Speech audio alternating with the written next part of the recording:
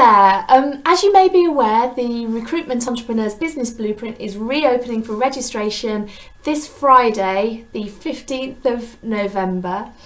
So if you are an experienced recruiter and you've been thinking about getting your own recruitment company set up, then register for the Recruitment Entrepreneurs Business Blueprint, or REB, as I call it for short, because it literally will give you everything that you need to get yourself set up, launched, and hitting your 6 figures in your first 12 months. It's a step-by-step process, super straightforward to follow. But I actually had this thought. It occurred to me that, I set my company up 8 years ago, but 10 or 12 years ago, I knew I wanted to set my own recruitment company up. But I had this voice in my head, and actually I found out what it was called last year. I didn't realise there was actually a name for it. But it's called Imposter Syndrome. And if you haven't heard of it, Imposter Syndrome is when you've got an idea, might be something actually that you're really excited about. It's usually quite a good idea. And you've got this thought process going on that it's something you want to do. And then this little voice comes along in your head and it says, I don't think you can do that. And what happens is you listen to that voice and then you just carry on doing what you're doing because it's easier. It's easier to just stay in your comfort zone. And I don't even know why we listened to that voice, but I know I did. And I just carried on doing what I was doing because it's easier. It's easier to stay in your comfort zone than push yourself out of it. The first step out of that comfort zone is always the hardest.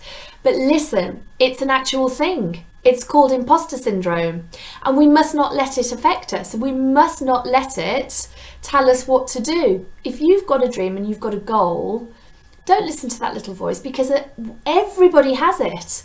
Even the greatest entrepreneurs on this planet, the people who've really gone places, have got and have experienced imposter syndrome. You know, that point where something's happening, or they're launching something, or they've created something just pops in their head and goes, don't know whether this one's going to work. So it occurred to me that actually there may be others of you out there that are like I was 10 or 12 years ago, who actually really want to get their own recruitment company set up, but there's a voice in their head saying, actually, I don't know whether I can do this. So I thought it would be a really good idea if I just put together my top traits that I think, if you've got these, then you are more than capable of becoming a successful recruitment entrepreneur. And if you tick these off, then there is no reason why you shouldn't just go for it. Just go and take your ambition, your goals, your dreams by the horn and make it a reality. So, first thing, sounds obvious, but it's true. You've got to be hardworking.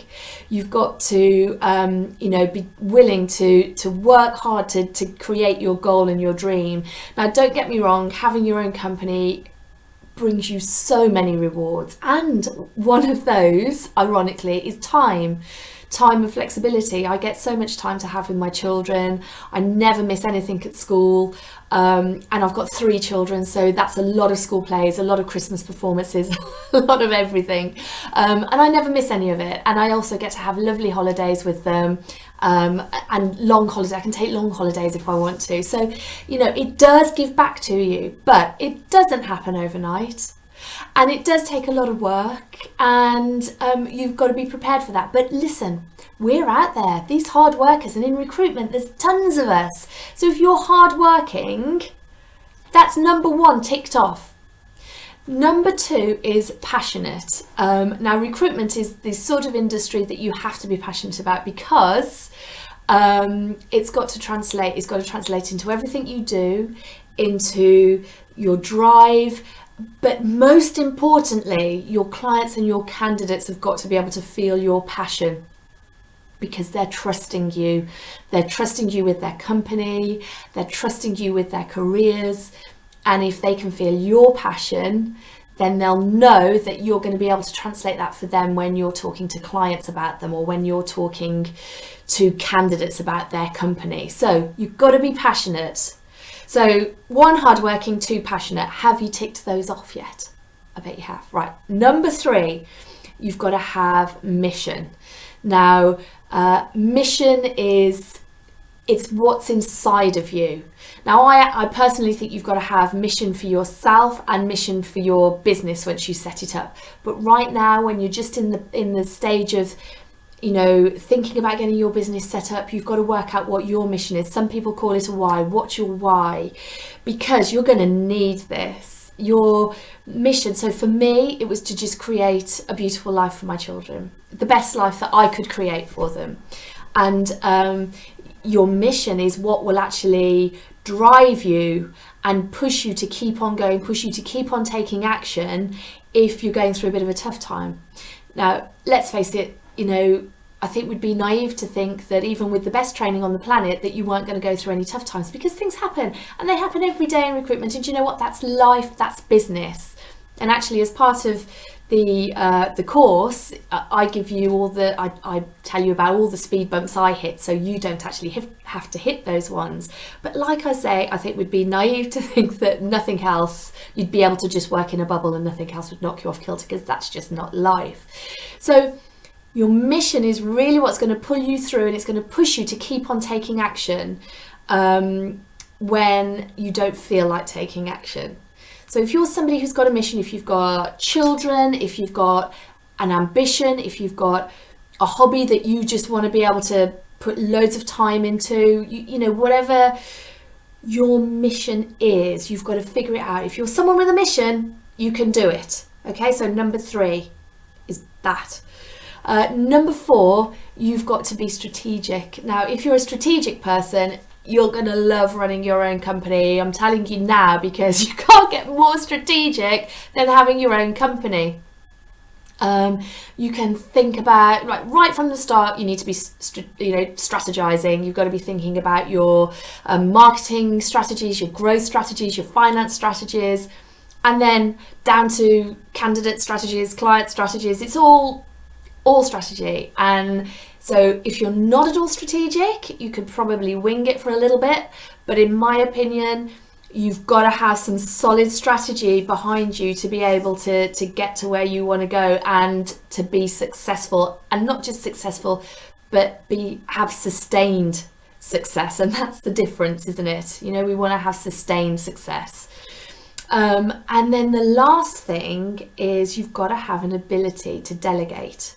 Now, a lot of entrepreneurs struggle with this, especially to start with, because it's your baby, your business is your baby, and you kind of think that you know the best way of doing things. And also, it's just in your nature to want to figure out things for yourself, you know. And for example, let's say you're setting up a website or whatever it is. It's easy as an entrepreneur to think, right, I'll just do that myself, you know, I'll just learn how to do it and I'll just get on and do it. And actually, if you look at how much you value your time and what you can achieve with your time if you weren't suddenly having to learn coding, but could actually just get on with what you're brilliant at, you'd probably find that actually it was worth just getting somebody else to do it. You know, think about the who, not the how. And it doesn't even mean that you've got to start off your company with, you know, an instant team of 5 or 10. You know, there are some brilliant tools out there now that actually weren't there when I set up my company, but you can actually get all the who's that you need to be able to make your dream a reality that much quicker without you having to go through the process of learning how to do a logo, for example. I remember my very first company I had, Bumble and Bobble, I designed the logo myself. And what happens is you think, right, no, that's fine, I can do that, I'll just learn, and you read up on it and you work out how to do it, and then that takes you about 2 days to do, and then you're not happy with it, then you go back and change it, and in that time you could have created actually an enormous amount of money doing what you're really good at, and I could have just asked somebody else to do the logo for me. So you've got to have an ability to delegate, and if you struggle with it, you just got to get better at it.